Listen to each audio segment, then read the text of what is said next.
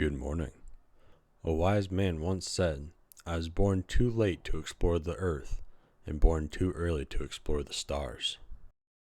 But fortunately, I was born just in time to emulate exploring the world and stars through the greatest art form to ever grace the earth: video games. Ooh, you suck! As I sit in my air-conditioned room sipping a drink with enough caffeine to kill a medieval peasant, I wondered what is the best way to simulate the murder and mayhem of the ancient world for my entertainment. And almost like a good little rich boy on Christmas Day, I turned around to find Bannerlord had started installing itself onto my PC. A blessing from Papa Gabe. Most people would treat unsolicited downloads as a virus and contact their local authorities or Rambo or somebody. But I am no mere man. I am Mother's special boy, and very dumb sometimes. The game starts with a beautiful cutscene explaining the lore of the land and the geopolitical climate of the area, intricately detailing the various cultures and traditions of the citizens in these lands. Yep, I don't care. My attention span is already waning from having to stare at the download bar for 57 minutes straight. My popcorn bucket is empty, and I am in no mood for a movie. Immediately, I am punished for my horrible crime as I am forced to choose the birthplace of my character.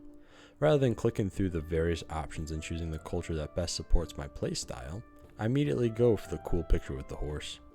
The Khuzaits? They seem to be this game's representation of the ancient Mongols, and those guys were pretty cool, right? I now have the power of creation at the palm of my hands. The man before me stands as a blank canvas, a medium in which I can bring forth a beautiful creation to act on the inner machinations of my mind, to bring about my want and will to the subjects of this great land. He must be tall, to stand above all others, strong, to conquer those who stand in his way, and heavy, so as not to be moved by the problems in this world. The rest I really didn't care about and left up to fate. It seems the first obstacle of this game will be to find the perfect hairstyle for my beautiful boy, and the textures for his face brush. I decided to go for a certain business in front, party in back style, with enough chest hair to ward off hypothermia in the middle of a polar winter, and a clean back that you could eat off of, should you so desire. He comes from a family of shamans, because the Mongols were very religious, and as a baby he apparently did stand-up comedy at Ye Olde Chuckle Hut. It was dawning on me now that he pretty much was a big friendly giant, given genes to rival Goliath, but a childhood found in a coming-of-age tween novel. I mean, his greatest achievement was treating people well. I sat for an admittedly long time trying to think of a name and casually scrolled through the randoms to give inspiration, when suddenly, I was graced with perfection. The prophecy is true.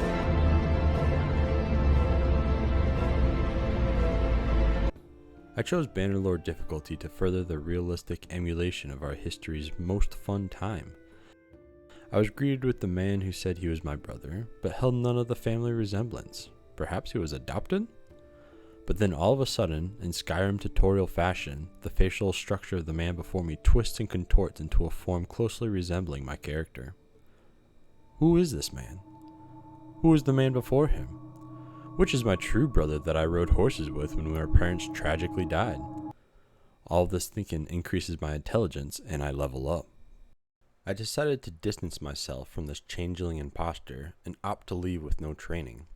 Gonki's immense size and stature will surely protect him through the coming times. He is ready. Faced with another naming decision and with no patience left, a moment of brilliant word association crosses my mind. A surname fit for king. All hail, Gonki Donkey.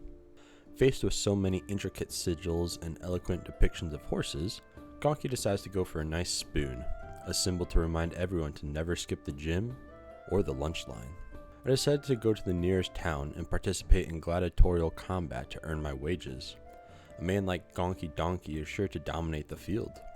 First I must speak with the man in charge to learn how fighting works, I guess. Gonki has never seen combat, but also has never known defeat. Skipping the tutorial has clearly infected Gonki's social skills, as he immediately tries to punt the tournament master over the ledge into the arena, a formal greeting his parents instilled into him. Clearly schizophrenic, Gonki tries to cut in half the demons that plague his dreams. In reality, this was his conscience, and having defeated it, he immediately implants his javelin into the chest of this poor man who looks like a life coach, born 1,000 years too early, and cuts his head open, right down the middle.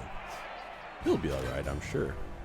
Gonki thrives in a 1v1 duel, but this man who fell face first into a vat of Kool-Aid decides Gonki had it too easy and joins the fun.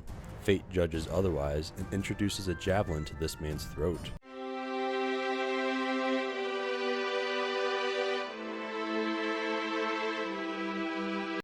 I don't know if he'll walk that one off. They didn't have Dr. Oz back then. Scared by this loss of life and fighting the man doing literal red face, Gonki loses his composure but gains blunt force trauma. Turns out the tournament master is a blind man and says I got hit in the tummy and doesn't pay Gonki. Outraged, he tries again, this time armed with a bow.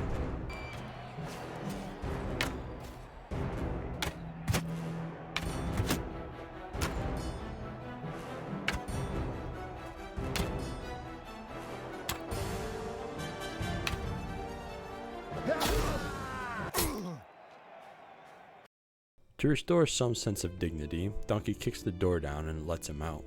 He is truly a man's man. Gonki decides to take a stroll through the town to clear his mind and finds a small group gathering. Street performers? Food vendors? Gonki's missing pride? Nah, turns out the biggest attraction in ancient times was simply nothing. Or perhaps this crowd was a family who haven't seen each other in a long time and finally all gathered in one place in the big city, and Gonki just muscled his way into the middle of the conversation. Gonki tries to ask the locals to clarify the reason for the gathering, but instead kicks the nearest person straight in the back of the head. Immediately, Gonki is accosted in broad daylight, no one to his defense. With his tail between his legs, Gonki leaves Poros in search of more coin elsewhere.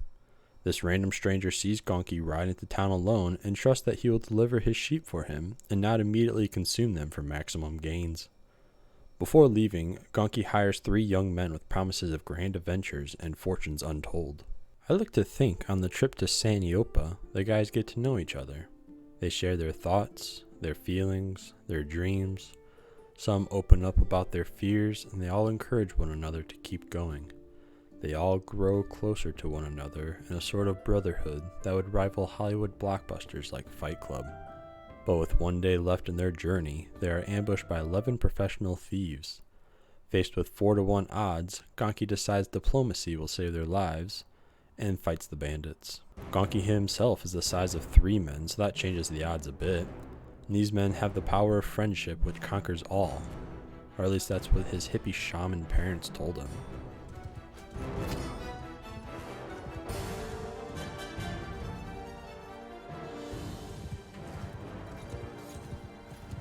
The farmers die immediately, and Gonki takes 4 rocks to the face before keeling over defeated, his large frame providing a large target for the malnutrition bandits.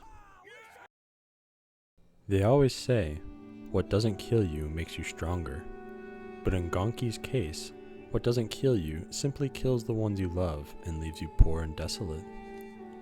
But like raging inflation, you can't keep Gonki down for long.